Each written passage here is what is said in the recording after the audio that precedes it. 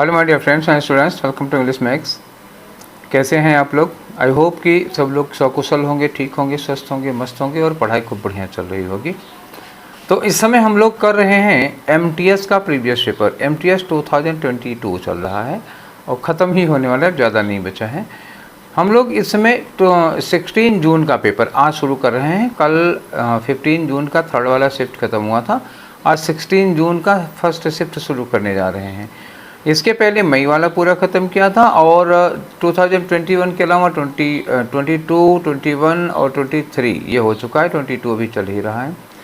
MTS के अलावा CGL है, सीएचएसएल है, स्टेनो है, सीपीओ है, इंटेलिजेंस ब्यूरो, ये सब भी हो गया और सब 2-2 साल के 22-23, 22-23, 22-23 सभी का हो चुका है।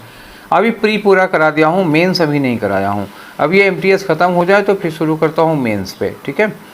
तो पीडीएफ आप लोगों ने सॉल्व कर ही लिया होगा। आप लोगों के पास ढेर सारा पीडीएफ और ढेर सारा डिस्कशन है। आप करते रहिएगा, सालों लग जाएगा ख़त्म होने में। हमको लगता है कि ये 200-300 डिस्कशन के तो ऊपर हो ही गए हैं, 1 साल लग जाएगा। चलिए तो शुरू करते हैं आज का पहला क्वेश्चन और देखते हैं आज पहले क्वेश्चन में क्या पूछा गया है। ये खाली जगह भरने के लिए पूछा गया है। सेंटेंस दिया है कि my friends being incredibly nerdy language. Nerdy का मतलब जानते क्या होता है? एकदम घिसा पिटा, बोरिंग, उबाऊ सा, पुराने ढंग का, मतलब बहुत ओल्ड फैशन है। तो जो दोस्त है इनका वो क्या है, बहुत ही इनक्रेडिबली नर्डी लिंग्विस्ट है। लिंग्विस्ट मतलब भाषाविद हैं, भाषा पर बड़ी अच्छी पकड़ होगी उनकी, खासतौर से व्याकरण है। तो नर्डी मतलब पुराने ढंग के हैं। तो ये dash to make fun of the syntax. तो ये लोग क्या करते हैं ना, सिंटैक्स का बड़ा मजाक उड़ाते हैं। तो सिंटैक्स का बड़ा मजाक उड़ाते हैं तो यहाँ पे क्या लगाओगे? स्टॉक का मतलब क्या होता है? दबे पाँव पीछा करना, ये होगा नहीं। ब्रेडेड का मतलब क्या होता है?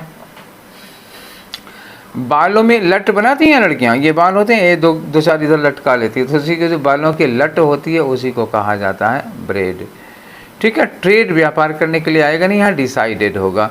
तो ये व्यक्ति जो कि इनको लैंग्वेज की अच्छी खासी पकड़ है, तो ये लोग क्या करते हैं, सिंटैक्स का मजाक उड़ाते हैं और मजाक उड़ाने को क्या करते हैं, ये डिसाइड करते हैं, ठीक है। ये डिसाइड करते हैं कि सिंटैक्स का मजाक उड़ाया जाएगा।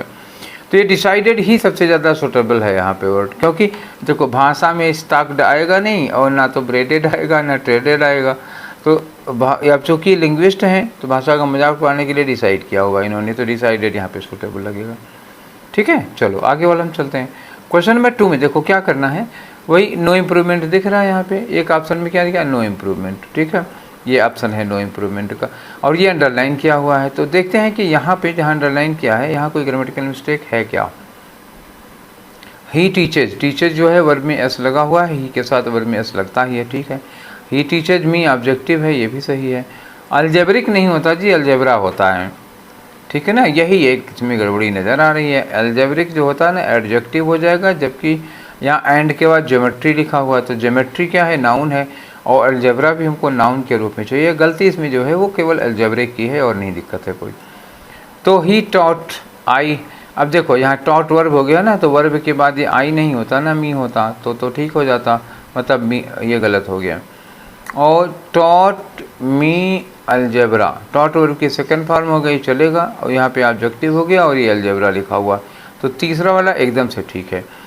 टीच फिर यहाँ अलजेब्रिक लगा दिया तो हो ही नहीं सकता ना, तो ये थर्ड वाला है जो आपका एकदम से करेक्ट हो सकता है।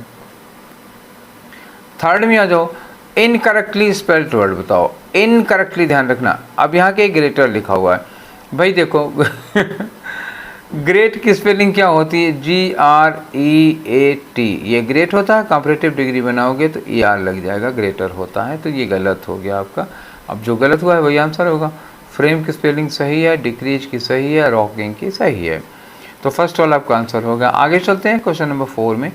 इसमें इन्होंने कहा कि 3 सेंटेंस दिए हैं, 3 हैव स्पेलिंग एरर, और एक आपको वो ढूंढना है जिसमें स्पेलिंग में एरर नहीं है। तो यहाँ देखते हैं, मूविंग सही है, बिटवीन सही है, फ्लोर सही है, their journey, seem, both, improbable भी सही है, इनएविटेबल ये गलत हो गया। इनएविटेबल में देखो एक तो इन होगा, फिर VET इनेवी TA होगा ना, गलत हो गया, हमारा लिखने में गलत होगा। ENE VI होगा, VI के बाद TABLE होगा, टेबल होता है लास्ट में, ये टेबल, तो ये गलत हो गया इनएविटेबल, तो इनका काम ख़त्म। इसमें देखो यहाँ नेसेसरी पर ज़रा देखो कायदे से। नेसेसरी में भाई देखो NE होता है, CE होता है, फिर डबल S होता है ना, डबल SARY होता है, तो ये सिंगल S लिखा, यहाँ ये गलत हो गया। ठीक है, अब यहाँ देखो द एक्सटेंडेड फेनोटाइप, फेनोटाइप तो ठीक है, इज नोटिसिएबल, नोटिसिएबल भी सही है, when we look at parasites, तो ये तो हमको एकदम से ठीक लग रहा है, इसमें कोई एरर नज़र नहीं आ रही है। दे प्रिडिक्टेड सिमिलरली, सिमिलरली में सिंगल एल होता है, देखो सिमिलर क्या होता है, SIMILAR, ये सिमिलर हो गया, सिमिलर हो गया तो इसमें LY लगा दो, तो डबल एल नहीं होगा ना, सिंगल एल की ज़रूरत है, तो फोर्थ वाला गलत हो गया। अब 3 वाला प्रूव्ड हो गया कि वही है जिसमें कोई एरर नहीं है। ठीक, बाकी 3 में तो हम पा चुके ना। अब यहाँ देखो एरर का क्वेश्चन फिर से आ गया, लेकिन अब की बार ग्रामर एरर का क्वेश्चन है ना, स्पेलिंग एरर का नहीं है। Land management choices also affect, affect क्या है, वर्ब की फर्स्ट फॉर्म किसके लिए लगा है, चॉइसेज के लिए लगा है, चॉइसेज प्लूरल सब्जेक्ट है तो अफेक्ट सही है।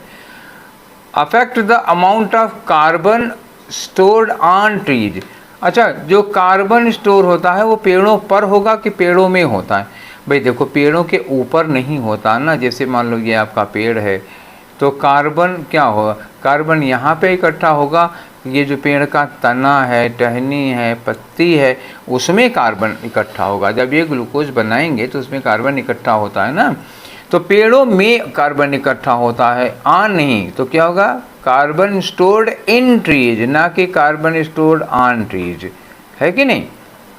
लैंड मैनेजमेंट है ना, तो लैंड मैनेजमेंट में ये जो कार्बन पौधों में इकट्ठा हुआ है वही भी ज़मीन में पहुंचेगा, तो ये ऑन नहीं इन होना चाहिए था। क्लियर है ना। चलिए आगे चलते हैं, फिर खाली जगह भरने के लिए आ गया।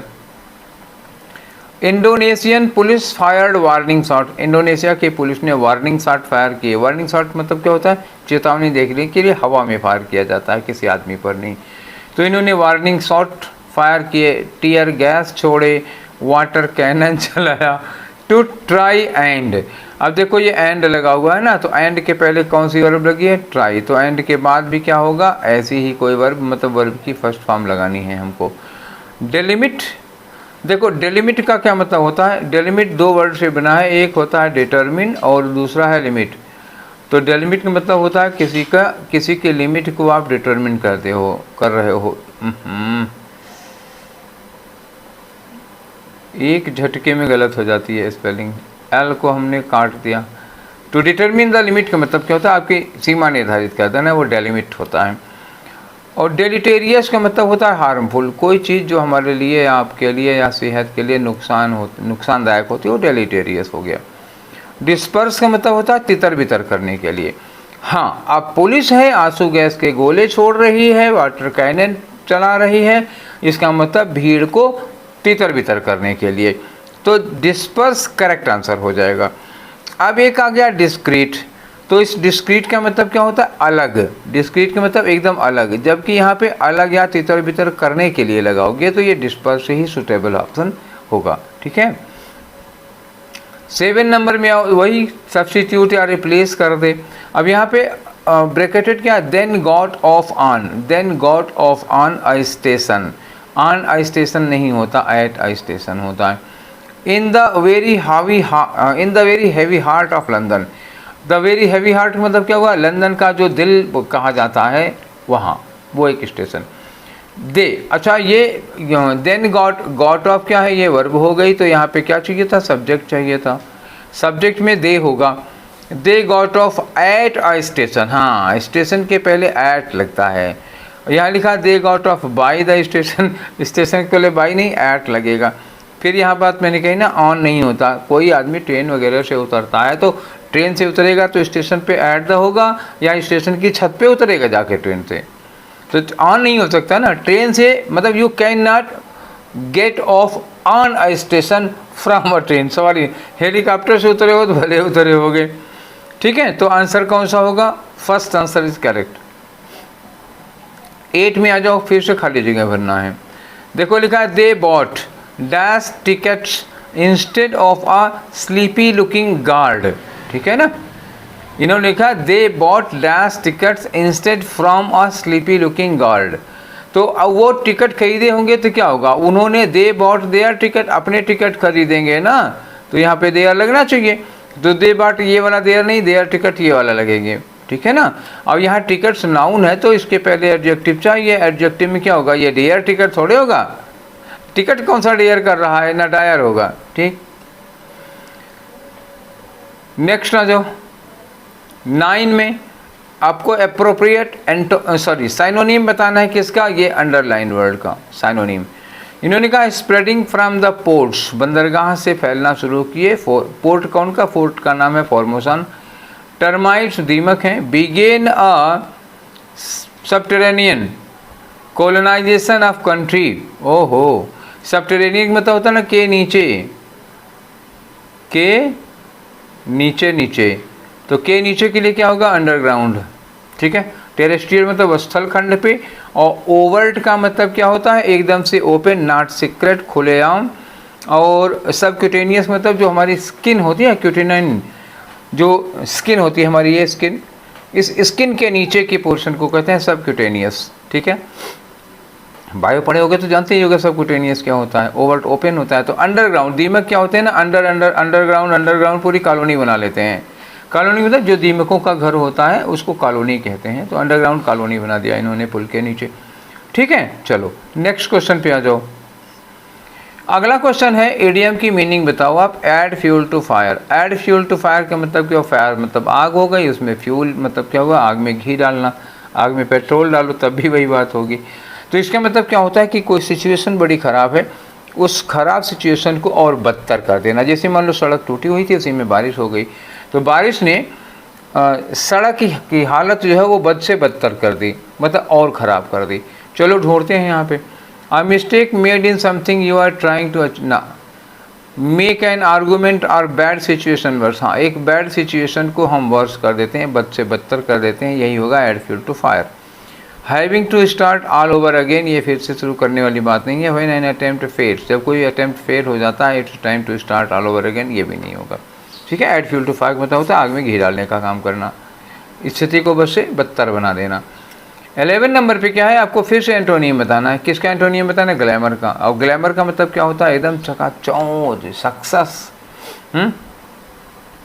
जैसे फिल्मी दुनिया में क्या होती है, बड़ी चकाचौंध है, ये चीज़ होती है। अब ये जा जाओ, डलनेस का मतलब क्या हुआ, डल का मतलब एकदम जहाँ पे कोई खुशी नहीं, कोई उजाला नहीं, कोई रोशनी नहीं, कोई आशा नहीं, एकदम क्या कहते हैं, मायूसी सी होती है, उसको डलनेस कहा जाता है। तो चकाचौंध का एंटोनियम तो हमको यही मिल गया ना, डलनेस मिल गया, तो ये लगा लो। मैग्नेनिमस, मैग्नेनिमस का मतलब क्या होता है, एकदम शानदार होता है। तो शानदार क्या होगा, ग्लैमरस का साइनोनिम ही तो होगा शानदार। चार्म आकर्षण हो जाएगा, वो भी ग्लैमर होगा। अपील, अपील चार्म ही होता है, देखो अपील चार्म है और चार्म क्या है, ग्लैमर है। तो ये तो सब साइनोनिम हो जा रहे हैं। एक ही बचा डलनेस, मतलब उदासी, निराशा, हताशा, ठीक है, वो हो गया आपका एंटोनिम। आगे आ जाओ 12 नंबर में। 12 में आपको साइनोनिम बताना है। अब की बात साइनोनिम बताना है अंडरलाइन वर्ड का। अंडरलाइन वर्ड क्या हुआ, remarkable. I mean that is a remarkable finding. मेरा मतलब ये जो फाइंडिंग है, ये जो निष्कर्ष है, बड़ी ही रिमार्केबल है। रिमार्केबल मतलब बड़ी इंपॉर्टेंट हो जाती है, नोटिसेबल हो जाती है, तो ये नोटिसेबल है उसका। इसका साइनोनिम जो होगा रिमार्केबल का नोटिसेबल होगा। स्टैंडर्ड का मतलब क्या होता है, एक मतलब एक अच्छी क्वालिटी का, ठीक है। स्टैंडर्ड कहते हैं एक बहुत स्टैंडर्ड है, मतलब स्टैंडर्ड अच्छी क्वालिटी का। सबटिल का मतलब क्या होता है, बहुत माइन्यूट हो जाएगा, डिम तो अपोजिट में चला जाएगा। तो रिमार्केबल क्या होता है, उल्लेखनीय होता है, कोई ऐसी चीज़ जिसका जिक्र किया जाने लायक है, जो नोट करने लायक। कभी कभी जिसे हम पढ़ा रहे होते हैं तो कोई चीज़ आप नोट कर लेते हो, तो जो नोट कर लेते हो क्या होगी, बड़ी रिमार्केबल इंपॉर्टेंट चीज़ होगी, ठीक है। चलिए 13 नंबर पे क्या है, इडियम या फ्रेज का मतलब बताना है आपको। लिखा है to pick holes in someone's coat, किसी दूसरे की कोट में आप छेद ढूंढ रहे हो, मतलब एक दूसरों में कमियां निकाल रहे हो, ठीक है। तो फाइंड फॉल्ट विद समवन, आप दूसरों में कमियां निकाल रहे हो, यही होगा। 14 नंबर पे आओ। 14 नंबर पे आपको एरर ढूंढनी है। देखो क्या रहे कि do you think I would rather be stuck in a room with that old toad. चलो, क्या तुम्हें लगता है कि मैं उस ओल्ड टोड के साथ एक कमरे में पैक्ड या बंद रह पाऊंगा। डू यू थिंक, क्या तुम्हें लगता है, I would rather be stuck, मैं ऐसे ही स्टक फंसा हुआ बंद रहूँगा एक रूम में उस ओल्ड टोड के साथ में। या बी प्लेड क्विट, क्विडिच क्या होता है, एक तरह का खेल होता है, एक गेम है। तो या बी प्लेड, अब बी प्लेड लगाने का मतलब पैसिव वॉइस बन जाएगा, जबकि गेम खेलना यू का ही काम होगा, आई का काम होगा। यू क्या होगा, ये गेम खेलना आई का काम होगा, तो एक्टिव वॉइस हो गई। एक्टिव वॉइस हो गई तो जो बी प्लेड लिखा है यहाँ पे क्या होगा, और प्ले क्विडिच ये लिखा जाएगा, ना कि बी प्लेड। बी प्लेड का मतलब होता है कोई हमको खिलाएगा, तो हम खिलाएगा कोई क्यों, मैं खुद खेलूंगा। तो यहाँ पे एक्टिव वॉइस में होना चाहिए, ठीक है। तो बी प्लेड की जगह प्ले। एक बार फिर से पढ़ो, do you think I would rather be stuck in a room with that old toad और प्ले क्विडिच, मैं यहीं पढ़ा रहूँगा या फिर मैं क्विडिच खेलूँगा। तो क्विडिच, मैं क्विडिच खेलूँगा ना, तो एक्टिव वॉइस हुई। प्ले होगा, टू बी प्लेड नहीं होगा, ठीक है, क्लियर है। चलिए, गलती कहाँ है, या बी प्लेड गलत हो गया, तो तीसरा वाला होगा। नेक्स्ट में आ जाओ 15 नंबर पे। इसमें क्या करना है, वही सब्स्टिट्यूट करना है, रिप्लेस करना है। रिप्लेस क्या करना है, ये इसको रिप्लेस करना है। द मोर, देखते हैं, वी सा हिम, हमने उन्हें देखा। द मोर के बाद लिखा है during homes meet weekend. Homes meet weekend में हमने उनको क्या देखा, द मोर। देखो भाई, मोर ये कंपैरेटिव डिग्री है, इस मोर के पहले ऐसे ही तो दा लगता नहीं है, ठीक है। अब ये का चांस था, अगर केवल मोर लिखा हो तो केवल मोर कहीं लिखा नहीं है, मतलब ये भी गया, ये भी काम नहीं हो सकता। अब क्या होगा, अगर द के साथ सुपरलेटिव मिल जाए तो ठीक है, द मोस्ट ये सही है। अच्छा, या तो मेनी टाइम्स लिखा होता, लेकिन मेनी के पहले दा लगा दिया है, टाइम्स नहीं लगा हुआ है, कई बार का सेंस होता तो मेनी टाइम्स सही हो जाता, इसलिए ये गलत हो गया। एक ही ऑप्शन बचा हुआ है आपके पास, दा लगा ही है तो दा के साथ सुपरलेटिव लगाओ, कंपैरेटिव के पहले दा नहीं लगेगा। लगता है दो कंडीशंस में, लेकिन वो कंडीशन यहाँ पर है नहीं, ठीक है। चलिए 16 नंबर पे आ जाओ। इसमें फिर से एक बार नो एरर का ऑप्शन दे रखा है, मतलब एरर ढूंढो इस सेंटेंस में। फॉर एग्जाम्पल, उदाहरण के लिए, the parent mountain of Mont Blanc, ठीक, एक पेरेंट माउंटेन, माउंट ब्लांक है एक माउंटेन है, उसका पेरेंट माउंटेन मतलब जहाँ से ये पैदा हुआ है, जहाँ से ये निकला है। The high peak in the Alps, Alps नाम सुना होगा, आल्पस पर्वतमाला, उनमें कहा कि द हाई पीक, उनमें एक ऊंची चोटी, द नहीं लगेगा यहाँ तो, या तो इस द की जगह पर लगा दो a high peak in the Alps, या अगर दा लगाना चाहते हो तो ठीक है, दा लगाओ और उसके बाद हाई पीक नहीं होगा, द हाईएस्ट पीक होगा। अगर सुपरलेटिव अगर ये लगा दिया ना द, तो फिर सुपरलेटिव होगा, the highest peak in the Alps. देखें कोई मिलता है क्या, द हाई पीक, हाँ एरर तो इसी में है, पहला वाला आपका ऑप्शन होगा, पहले वाले में एरर है। नेक्स्ट क्वेश्चन पे आ जाओ 17 नंबर पे, ठीक है। देखो 17 में कह रहे हैं कि सब्स्टिट्यूट करो, मतलब क्या हुआ, वन वर्ड सब्स्टिट्यूशन का क्वेश्चन है ये लिखा है फिट टू ड्रिंक, इसके लिए वन वर्ड यूज कर। तो कोई मतलब पानी है, या पानी के लिए खास तौर से आता है, पानी जो पीने लायक हो, मतलब गंदा ना हो, बासी ना हो, तो जो पीने लायक पानी होगा उसको हम लोग क्या कहते हैं, पोटेबल वाटर, ठीक है। पीने योग्य पानी को पोटेबल वाटर कहते हैं। ऑस्टेंसिबल का मतलब क्या होता है, ऑस्टेंसिबल का मतलब क्या होता है, कोई चीज़ जो देखने में रियल लगती है but not real, looks real but actually is not real, ठीक है, जो असली जैसा दिखे पर असली ना हो, ऑस्टेंसिबल होगा। डिप्लोरेबल का मतलब एक तरह से निंदनीय होता है, कोई ऐसी चीज़ जिसकी हम निंदा करते हैं, जिसकी आलोचना करते हैं, ये होता है निंदनीय, डिप्लोरेबल। लायबल का मतलब क्या होता है, रिस्पॉन्सिबल होता है, जिम्मेदार होता है, ठीक है, ये रिस्पॉन्सिबल हो गया। चलो आगे वाले में आते हैं, ये तो हो गया ना आपका आंसर पोर्टेबल। नेक्स्ट क्वेश्चन ले लो, 18 नंबर में देखो क्या है। 18 नंबर में ये एक सेंटेंस दिया हुआ है, सेंटेंस का एक स्टेटमेंट है, इसके लिए आप वन वर्ड यूज करो, तो ये वन वर्ड सब्स्टिट्यूशन का क्वेश्चन है। अ पर्सन हु लाइक्स या एडमायर्स वुमेन, तो लाइक के लिए क्या लगाते हो, फिल, और वुमेन के लिए क्या यूज करते हो, गाइन, और अ पर्सन है तो क्या हो गया, गाइनिस्ट हो जाएगा, फिलोगाइनिस्ट, तो ये लिखा है फिलोगाइनिस्ट। अब इसमें जो गाइनिस्ट पहले मीशो लिखा है, तो मीसो का मतलब क्या हुआ, एक ऐसा व्यक्ति जो औरतों से, स्त्रियों से नफरत करता है, हेट करता है, तो ये तो यहाँ पे होगा नहीं। कन्वर्सेशनलिस्ट मतलब जो वार्ताकार होता है, जो बातें करता है। पॉलीग्लॉट का मतलब a person who can speak in many languages, कोई ऐसा व्यक्ति जो बहुत सारी भाषाओं में बात कर सकता है, उसको कई सारी भाषाएं आती हैं। तो योर राइट आंसर इज फिलोगाइनिस्ट। ठीक है, नेक्स्ट में आ जाओ 19 नंबर। 19 नंबर में आपको एंटोनियम बताना है। किसका एंटोनियम, ये जो ब्रैकेटेड है। फ्रीक्वेंट का मतलब होता है जो अक्सर होता है, ये तो समझ में आ रहा है, लेकिन एक बार सेंटेंस पढ़ लो, देखिए हो सकता है फ्रीक्वेंट किसी और सेंस में यूज़ किया गया हो। इन्होंने कहा फॉर हाई मॉइस्चर एरियाज, मतलब ऐसे एरिया जहाँ पर मॉइस्चर बहुत ज़्यादा होता है, लाइक किचन हो गया एंड बाथ्स हो गया, बाथरूम वगैरह हो गए, या where frequent cleaning is required, जहाँ बार बार क्लीनिंग करते हैं। कोई भी ऐसी जगह जहाँ बार बार हम क्लीनिंग करते हैं, बार बार पोछा लगाते हैं, बार बार पोछा लगाते हैं, वहाँ क्या होगा, वहाँ हाई मॉइस्चर हो जाएगा, वहाँ नमी बहुत रहती है। तो वहाँ पे क्या कहते हैं, यूजुअली ऑयल बेस्ड, वहाँ जो क्या कहते हैं पेंटिंग, पुताई उताई होती है दीवार की, तो कह रहे हैं ऑयल बेस्ड पेंटिंग करो यहाँ पे। ठीक है, चलो, तो हमको फ्रीक्वेंट का अपोजिट यूज किया। फ्रीक्वेंट मतलब अक्सर जो होता है, तो कन्फर्म्ड का कोई लेना देना नहीं है। कांस्टेंट का मतलब निरंतर, लगातार हो जाता है।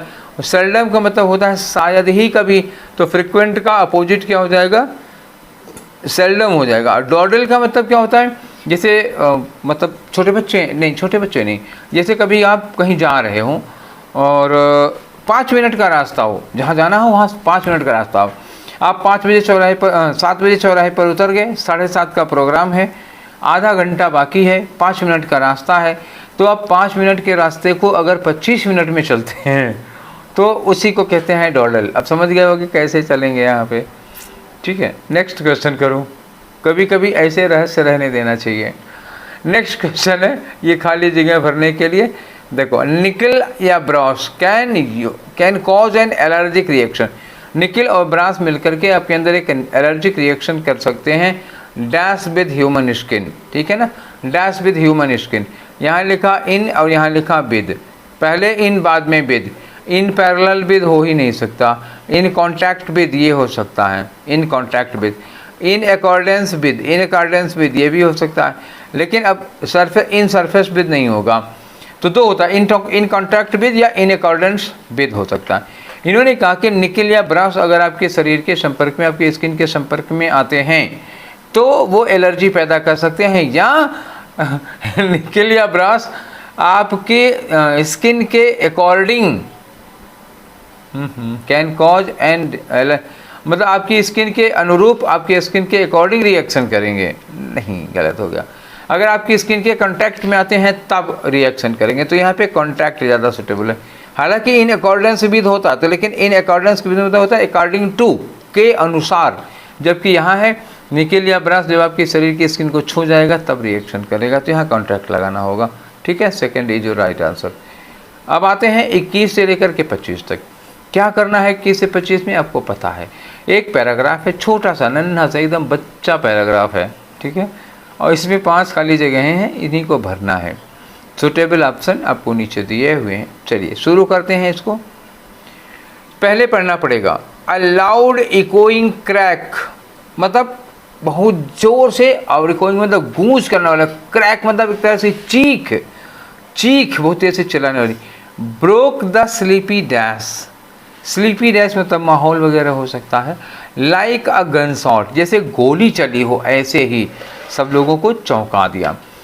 अ cat streaked out dash a parked car, एक बिल्ली थी जो मतलब एक कार पार्किंग के नीचे सो रही थी, बेचारी इतना धड़ाम से जो चीखने की आवाज़ आई है, बिल्ली कार के नीचे से निकली, फ्लू आउट ऑफ साइड और वहाँ से भाग गई।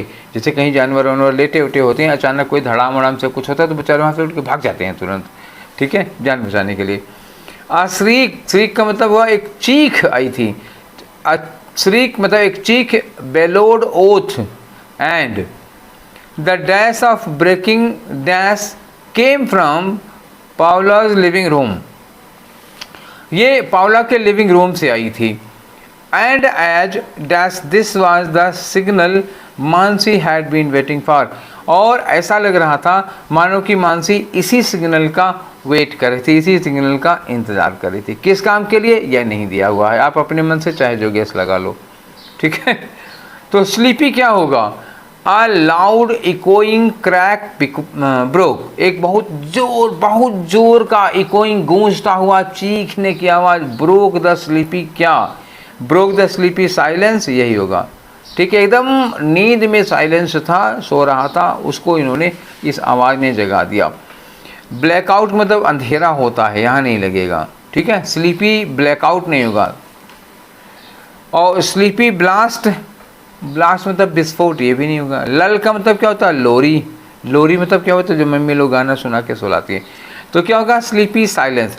अच्छा, वो ब्रेक किसको कर रहा है? लल को ब्रेक करेगा, लोरी को ब्रेक करेगा नहीं, ब्लैकआउट को ब्रेक करेगा नहीं। कोई आवाज़ आती है, कोई चीख की आवाज़ आती है तो लोरी को और ब्लैकआउट को नहीं ब्रेक करेगा, ब्रेक करेगा किसको? शांति को, सन्नाटे को चीरती हुई आवाज़ निकलती है। तो एनी साउंड या any shriek, any loud sound breaks the silence, वो चुप्पी को, साइलेंस को, मौन को, सन्नाटे को तोड़ता है। ठीक है, सेकंड वाले पे आ जाओ। ये रहा आपका, यहाँ पे फिलर क्या लगेगा?